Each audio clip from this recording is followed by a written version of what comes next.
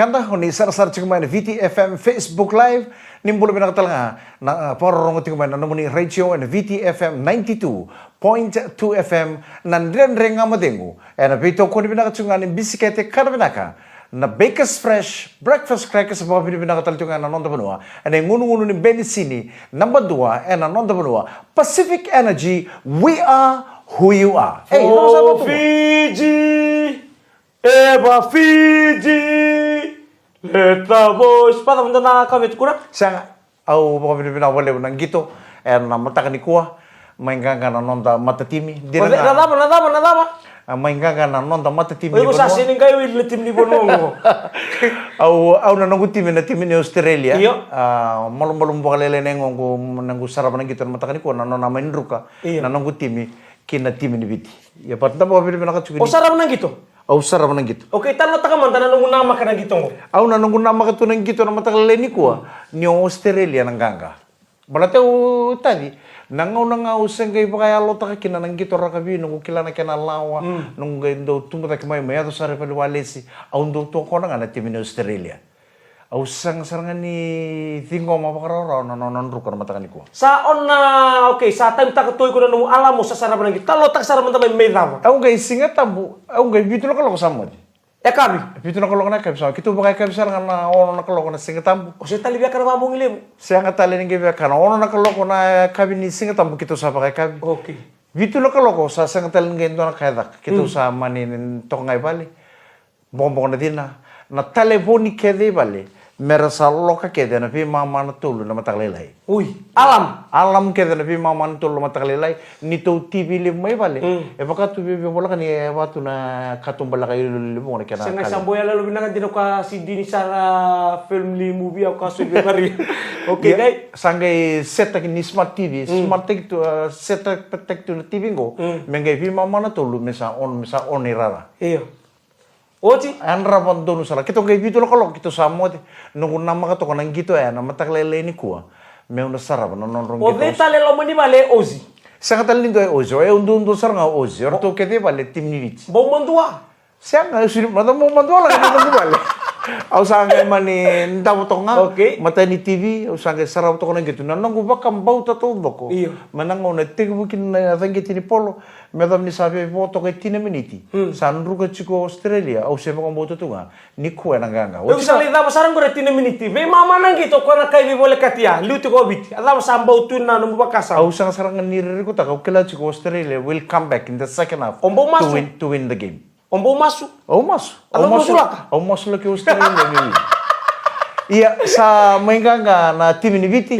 Au baka binabina kan ndaru ambechi na mado sawachi. Oh iyo kalau kita binakani ko sa nanu machiko. Nambechi ya SND chunga. Ibi na sende. Na sende se ana kesul enandren nga mo tengo na mani madongo. Semper na bokoro buko sana suli kini biko Okay. $50. Taray sa katulay tuku lebu. Au sindola suya nambechi dems ni nukumbau singo e bebe lala chubelai. Ana belalakin. Sembera na Singapore rombo kongo sana to may kinanto na sende. Okay. Au sana kay sulim na may suli sana nga padandren nga mo dengo na namulimo sa bulan. Baleta, o wele. Matakani ko wele. Ang way kinta sala sa buka kami na message na messenger ni BTFM. Sa ngunang nga sa mama nang gito sa bangko dems tamayabu. Ubaro ti kunano mo na $5,000 labor sa profit sa tayo baleta. Na boss na kukunin usum. Au sa ngorewal to na kukunin usum to di berna gitu. Sa bangko nang tabo kenda. Kaya pagkamantangan na mo tim na magto tiko Islanders o Australia sa All Blacks ni sota kena na mata tim na tamanua. Kenda na to yuwi ko sir. Sa soto ko kay biti, se ko nga usum. Ozi. Eu dem eu ningi to vici Australia. Au kay Australia sara. Au to kona nga tim ni Australia. Ko sa tung chika nang ono kila may kina nalaw ni rakabi mungay pa kaya lotak na rakabi.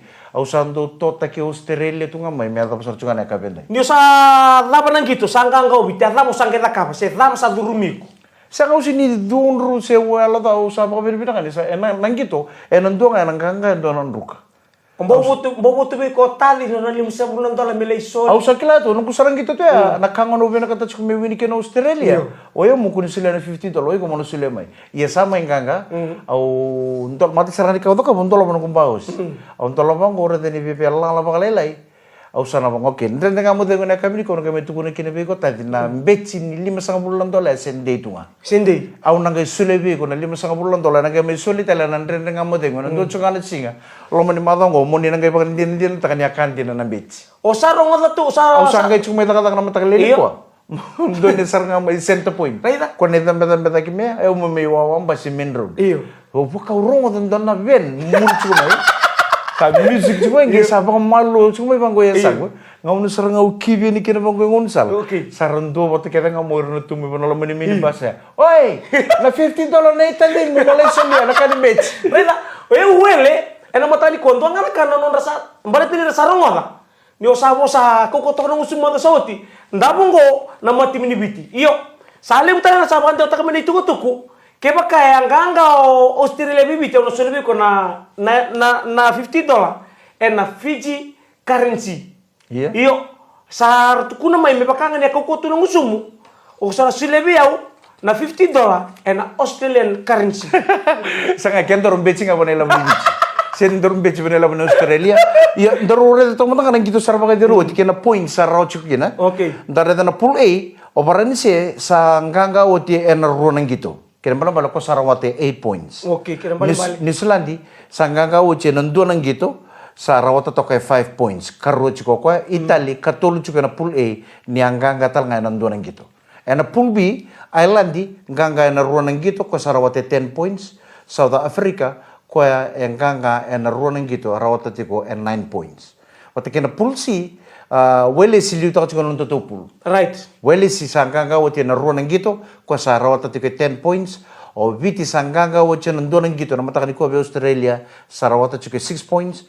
Wata ke Australia nganga talanga nang nang gitu rawata tal chiko 6 points. And a pool D England winta ka wote ruwa nang gitu sarawata chiko 9 points.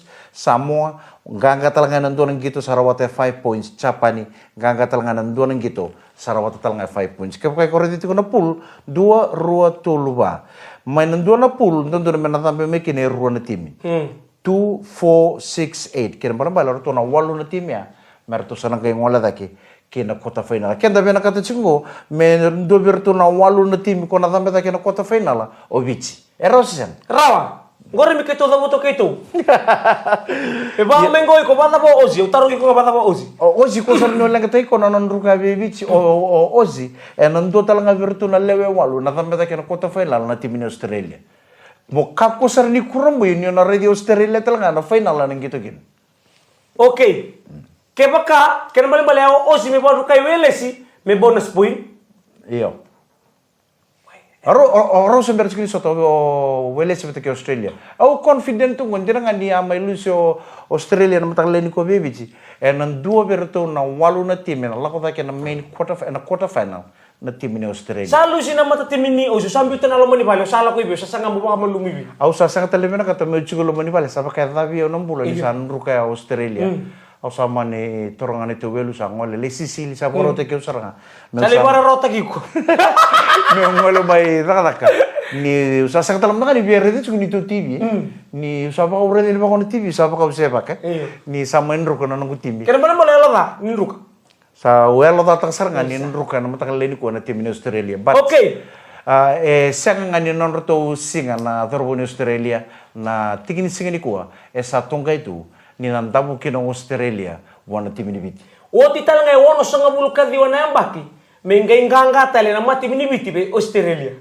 Asa ando na bakon ni binaka bikem to ket sarna boys ando sem chupa may parani sen andre nga mate ngone ka binaka ni ko saba ko titen na bakon ni binaka na nanto kono eviti. Iko tunga. Binaka bakal lebu sarna ngito binaka do amoreta ka bikem mami bici matakani ko main ruka kina na timi. Main ruka kina no timi. Na bakal binaka tal tubo lebu na beto ko ni binaka ni biskete kana binaka na Pacific Energy na biskete kana na Baker's Fresh breakfast crackers kaya ngunungun ni benisini totokan na nonton mo Pacific Energy, we are who you are. Pinani bulu binaturangan na maramat na rumo ng ngonelewa nan renre nga mo dengu mataka kabi singalemu talibi na singa binani kuwa baletendo na kinda ba kena do tuntun tani bosa Monday is a very dapat. Kami singa budi satu weekend Singa budi satu ni takataka. Iya singa budi satu. Iyo ni kuwa indo na singa talibi Datu itu kinta makan awe kamu na marau bara be koya koni tika mundo na singa da ba ni na mole bertono dorbo ena buning gangani kuwa au tali takari tika muri singa medo mingo au ndo talangar ka ure de to menen itu esas mekino en nam takani kuwa libro wore sarangan mejo ena mana tino ngai out mengun salamu sate to mole ma ure de son la lar tundan itu kantor mateni pada oi emang sengaja tools down tools down sangka ka bici abang ngai orto no doru ya orto cuma beranci oke to uca minta to le lang lang metu rau cikena so nikakan au sabdona kana no gumaro maru taki coach hamol o morta kapitani na gito orto to na le mitimi ke kenda na do bito ko ndo mandana kana gurida wirna we kanta meka wirra sini le ni bonua non to bonua ndo na kana to kono to babula bula to ko ni bitu ero to ngito to na mataka na ni kuwa Pokoknya tu boleh bukan ni na marau nda sota pikan tanah mata kuah na marau tunggu na obici na katul non gitu potong mulu sota kini. Sota ke Georgia mata ni singa ni bula main gokoto. Mata ini singa ni bula main gokoto ba. Fiji versus Georgia. Sabo nganggo ronan gitu ni biti. O Georgia bati ke Portugal. Erto sabo ya rua kere. Iya. Obiti nangonongo kauno tiko. Au bauli tu mamalo na kaning gitu. Kebaka engangaro robiti ena rono nang gitu ngo embonis kena bali 5 rawata mai be Georgia anggo e bata rala mata kinga 5 rawata mai be Georgia 5 rawata mai be Portugal kena bali sana tirka ono kebaka membonis Australia kuni baka ise kuni mbonis talenga o welesi era una taina timerua na tirka ono na point Australia wat kebit kebaka enruka mesini baka yo o wele si ko nandambi ko na ena tiri na puini ke bakanga inganga ko na otitu na ngito santa ka ko lima ke na bale ko sana tiri kalima ngana puini iya ke bakanga nruka wele si emboni si ke na bale ko sana tiko ena tiri ka bitu na puini rausa na ngai tai to biti tiri ka ono bat Australia sana ngai lambe lake obiti bale tani bondu kai Australia sana ngai musi tu bena tua kang nang gitu ko. Bilang boleh buna at the end of the day rondo tu kurang so at the end of the day rugby is the winner. Iyo. Tapi bilang cakap boleh sini kan kau Fiji sini kan kau Australia sini kan kau New Zealand at the end of the day rugby. Main ngana sende. Kuni nak na muli masa bulan dolar ko na biala la cikeru ambetski na mada sawoji sama ya na mata kan kuwa sangka ka na tim ni BTV Australia kena bale ausana sulia na 5 bulan dolar. Beta dingu na 5 bulan dolar ena ngai suli ciko ena ndonga ni singa mada ngoni sembar ciko ni singa borombuka ena ndrende ngamo dengo ena ngai mai suli kina na $50. Awa zaman no mureo ni na final na ambakingo. Na final ena ambakingo era na final ka kuni kani kurang ini na final talo New Zealand jabata ke Australia. Oke rongotango. Iya. Pulei varnise New Zealand di baya bata lango tangi tu ni rona tambe mekina. Number 1 ke number 2 mena pool A. Ena pool B o island de South Africa. Ngai nakata ki ko ikero tongor to tangu. To na tangu ilo magor. To na tangu na kuata. Oke, na prediction ko tuko ngore pool A era na tambe mekina varnise New Zealand, pool B island di rona tambe mekina island jabata ke South Africa, pool C rona tambe mekina de. Obiti, wat ke ndonge pele na muri mai obu pandita ki viti mantanga. Au sana predikta ngo bici bata ki Australia. Isa. Bata ke na puldi, au rede chuko nang gitar tu takap chuko na lala timi chuko na puldi na bebe dhambe meki na Samoa bata ki England. Au sabango tu ngari Samoa sangkai maten nang gitu ya. Ko sangkai maten nang gitu semberi karor tu kena ko sayarwa. Samoa sangkai indua. Samoa nungura ya we rawan na top taka mai na puldi. Nungureu. Iyo, pule ke bulbi ke makarono kota, rono tabe mekere kan bale doa ruana timi mai berto taramu ore sana lutu. Barise New Zealand, Ireland, South Africa. So na prediction lele.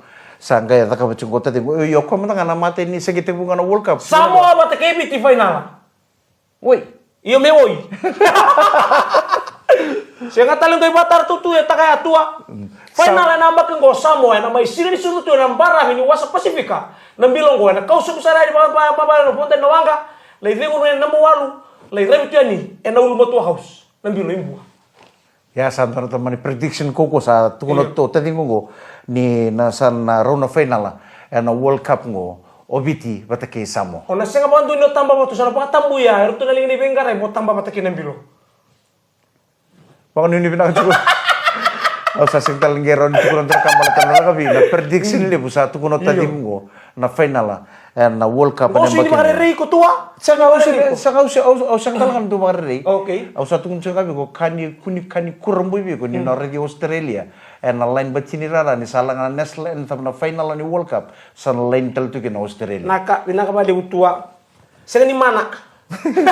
Ano hindi mo nakatsuka di bikin na sa to sa tsuki bali na kami kuha sa maroting tsuba ka ng kagani biti na matangani ko na Rugby World Cup so sa losses sa tungango sa tarong bitu ko ng bilo lebu pokon hindi pinakatsuka na namni bani nguni ang kona pokon hindi pinakatalsuka ni bikin na punto tsuka ng basi na minibus kina taxi and ngay le suki bali na kabinda No saray na ba na natarubong si mikuro buli ala masabo to me matam. Oh singgiri di ko saram ko to me tangin mata-mata pokon do mato ko na halfback ni timin telebu Om duri di ko nga ni tutu na halfback eh. O sembero mo ni semburo di ko medangi ni ngono sare di ko ni sa butu medu. Sa. Ya o ba bini ka ba na na kapitani. O na ada lebu ni trust ko. Na nakando malum tu bibi te na ngono sa don medangi mata-mata. Gendo tangi tali tumba. So ta kewele si dono malum sar nga ya mata ni mama kerto ada gitu mata-mata. Iyo na ngono sare di kin na ni sa kati na mata ni tutungi. Usaba sa mata ko visa na ngego. Niukila ni Frank Loma ni salai tumba. Ko bisu mitagi mai. Fosalin apa mo yo kuruboli. O sa mongo tela. Narai. Ni usarai da nangone go ni sapa kan pamba mai. O sa mongo to sangi to mimi nangone. Ni usarai da matai karo katulu. Wow. O kaya turu mo mandari bio. Bekito me kantau. Oh, turang nita. Sabi na ko lebu turang night. Au sa red talagang to na post na matagleni ko. Ni uchi no sama po ako no sa duritu mo. Sa ratu ko naman turang nele ni telebu. O nanggay kau may telebu mananggay may masipin na kanang mabongor. O di nagay masih. O kono nele ko O nalung sa masih. Sangay. Sa post ko kono nele ni telebu. Kunila nga naita. Na pa mo ni ko mabongor yo nanggay may nanggay lay masisare na ko. To na ba ni minatal tunga pero to na kinalingan ni Bengkarabi. Orto mena Pacific Energy. Oh, dapat kami pinaktal sa kabalo na bito ko ni pinakatsunga ni Indra nga mo na kami ni kuha na bisikete kan pinaka na Baker's Fresh breakfast crackers mo yan pakambulo to ni Gopal. May be Punjas, watang laki na be Avinash kay Luisa. May be Pacific Energy, we are who you are. Nagpila ko sa patungan ko. Iyo tuang ko may baka niya din ang balita mo. Embo ito na isaw sa may buroki. Na loman ni wono sa ngabulukan ni ona ambaki ora sa sudu mer sa lang katalian ora sa talata kebe me bakan dinan takatungko tua na milioni bakan milioni na sotso ni mura Rugby World Cup 2023 ragami tini kali pamay barnise no na maindu kana matim ni Australia na kau babi ni binakakina kanto tangan ni bola tutu ko be Simon Rewalu kerto na leon no na timi kena bali sile sedake no na main ruka be tarabi na tia Tunis tia wanise Ingilandi Wata kena mata tim ni walabis. Au na kau kana kau o kina World Rugby. Na ngono ko santo do no bici sa sang talingin do me kedi bici ngono ko na tier 2 nation. O bici santo do sa tan beta serangan ni mo so sa ni tier 1. Na kai pakarita kana mata kani ko bi Australia. Sa ta manum nanu. Iyo ko kena nang gabitalo kena me toko ni bitiko.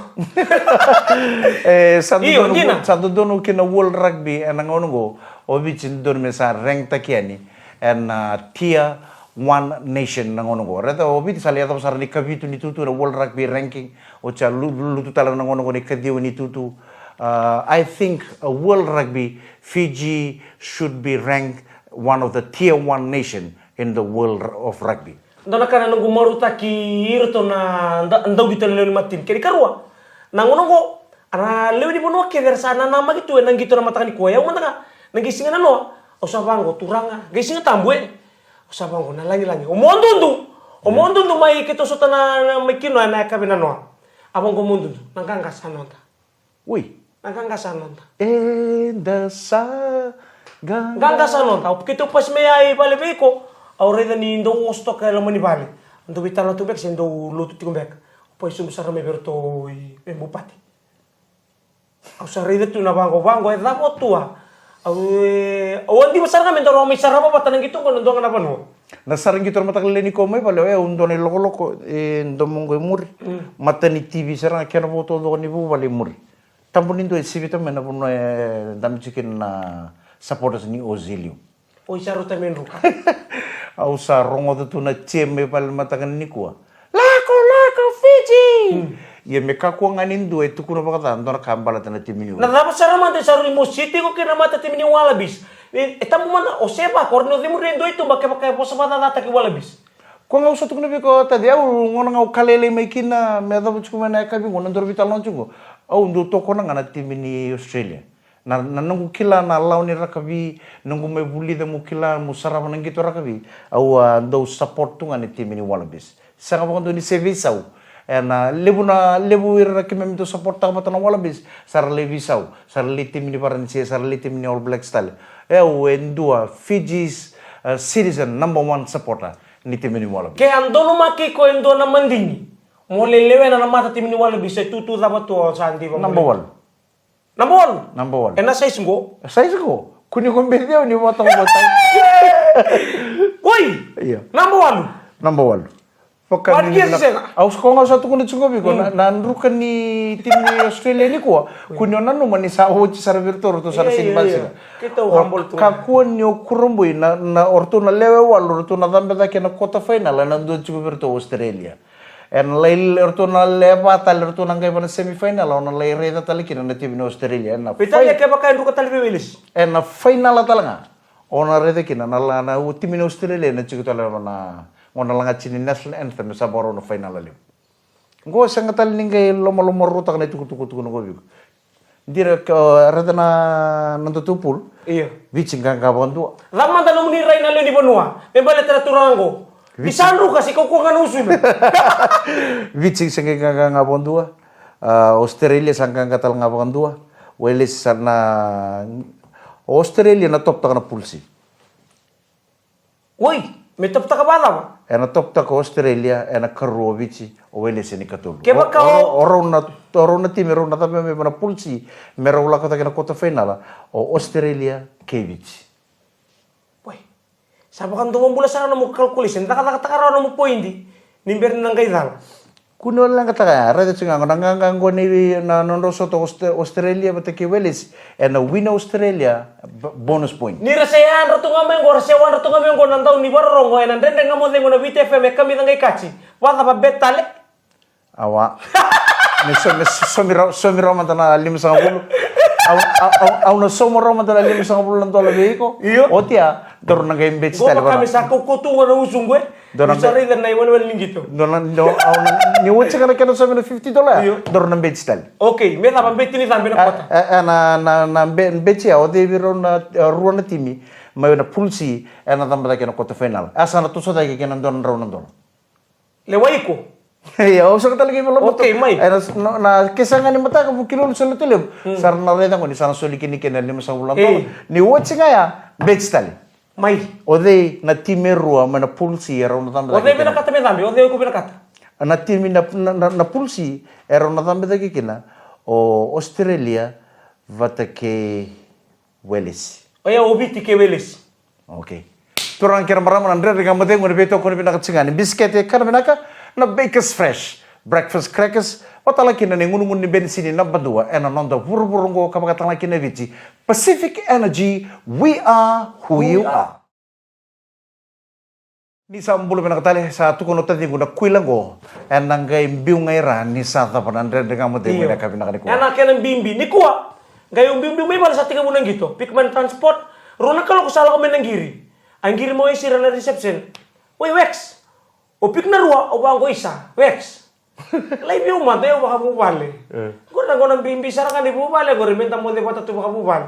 Sini rawan rakin tatun baka tunggo. O tini ako sa gato ngamay ko tumilan. At ako sa nga mo bimbi kini batol. Tuno kasi kaya pagkusabi na katamo ko may utumi ko ngay pik kayo na transport na ba. Gitu may balo sa sarang gitu tumay. Sarang gitu ato may lori sarang gitu men taliboni. Sa warang musuh may kaya musa may sarap ko na kandi na may sasar liliboy. May fun. Orang itu cukup video itu Sanrubi tekel teki. O mo si sarang yo rumbilang na kay ko tekel wango eh. Au salam man yam. Kau ni sarang gitu na matakaleni ko. Kau ni sarang gitu. Kau ni sarang gitu na matakaleni ko na nito newsroom ita kingo. Erungay bi tekel teki kin tonong ni bono libo ko mo si sarang yo o teki teding. Eh, rumbilang ko kontrol kang guidum ya. Ko man na kenen bimbi itu donan raw sa bulwala. Au sapa ngo tumo. Kilala ta ba? Gendro mga sulmang tanga ruro juga rumi Usah mitek lagi. usah banganggo. Garau na nirto nang gorong-goro to ba kalu na ele warto tu ke nirto raider popkin. Ira sala tu na bunong. Ndo na kana nuku. Kinabi.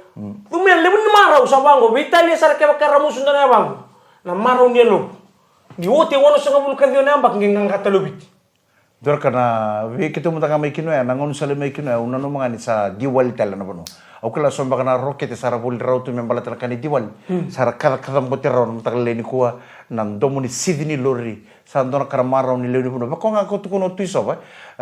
Ni wuchino na mai bakataru nga solubuan na idodo ni man of the match ya. Tukono ko ni bakanga kitu sangitu tu na final ni World Cup nang gitu na matakan. Mese nga bala ba nang gitong kana bato takin na kota final. Gonga na opportunity na sing tali sumi bang ron rugby World Cup 2023 tua. Gwendo na timi usamba ubo. O bukan di takelung. Ni timingo etlak nga bata be ko na roso tepat kewilis. Etlak nga bata. Keba kamer tua bengkara bukan do sengai timingo sa top tak tu na pool singo. Yo, babe kenga gitu tolong ko ni beach katara tolong ko patiki Namibia. Georgia. Oh, Georgia.